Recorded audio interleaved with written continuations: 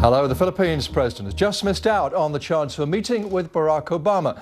But then if you call the president of the United States a son of a whore, you should probably expect some diplomatic blowback. Rodrigo Duterte had been responding in robust terms to news that the American president wanted to question him on the issue of human rights.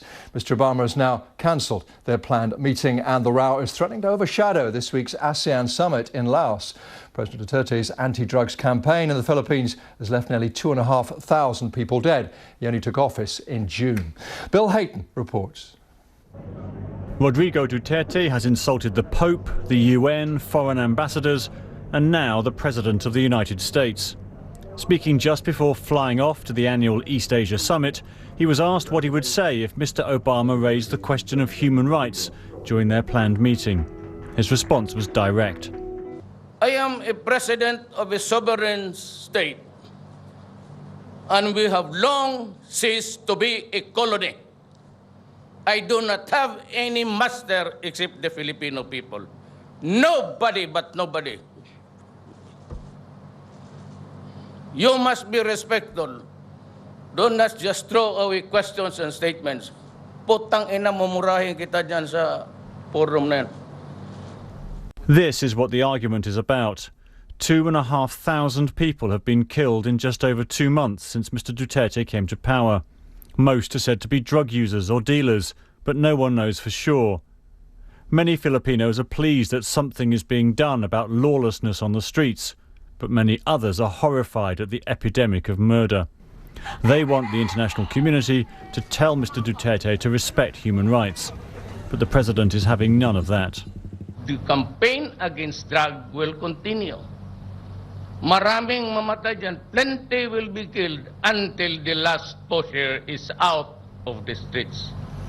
Mr. Obama played down the insult, but his staff cancelled the planned meeting anyway. Clearly he's a colorful guy. And what I've instructed my team to do is to talk to their Philippine counterparts to find out, is this in fact a time where we can have some constructive, productive conversations. Both leaders are now in Laos and both will attend the summit.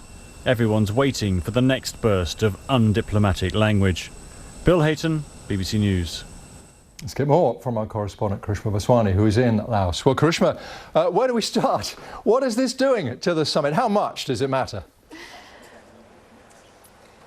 I think it does matter, Mike. You know, you've got to remember that this is the first international event that President Duterte is attending after he was elected back in May. It's his debut, if you will, on the international stage. And this kind of language and the sort of bravado and machismo that he displays back at home, which plays very well to the domestic audience, may not be as acceptable here at ASEAN. You know, everybody has heard those comments that he made about the U.S. president. It must be said he has verbally abused other officials before. It's not the first time he's made these sorts of comments.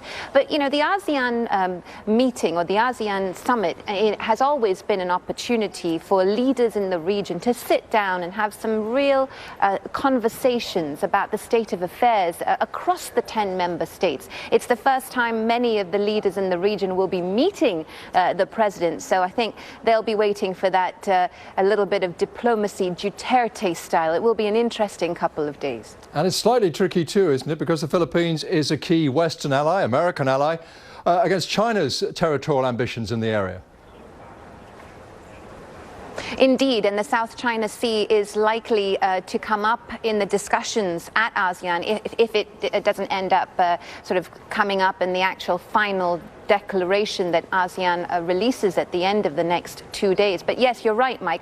The Philippines is a key ally of the United States. But Mr. Duterte's outbursts have become an increasing headache for the American president as he makes this final trip to Asia, his final push, if you will. He's expected to really lay the case for the Trans-Pacific Partnership, this massive trade deal that encompasses 12 Pacific Rim nations. The U.S. is really pushing that as a proxy to growing Chinese influence in the region, and he'll be keen to say that that's his message at this summit.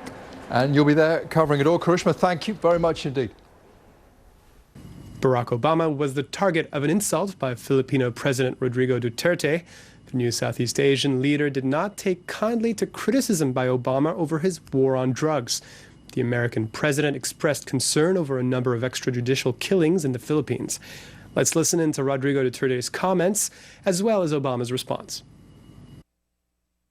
I am a president of a sovereign state, and we have long ceased to be a colony. I do not have any master except the Filipino people. Nobody but nobody.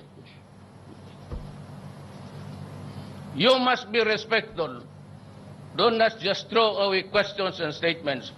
Putang ina, mumurahin kita dyan sa forum na yan. I just heard about some of this, but I have seen some of those colorful statements in the past. And so clearly he's a colorful guy. And what I've instructed my team to do is to talk to their Philippine counterparts to find out, is this in fact a time where we can have some constructive, productive conversations? The two leaders were supposed to meet on the sidelines of a summit in Laos this Tuesday. However, U.S. officials canceled, and the American president will be meeting with the South Korean president instead.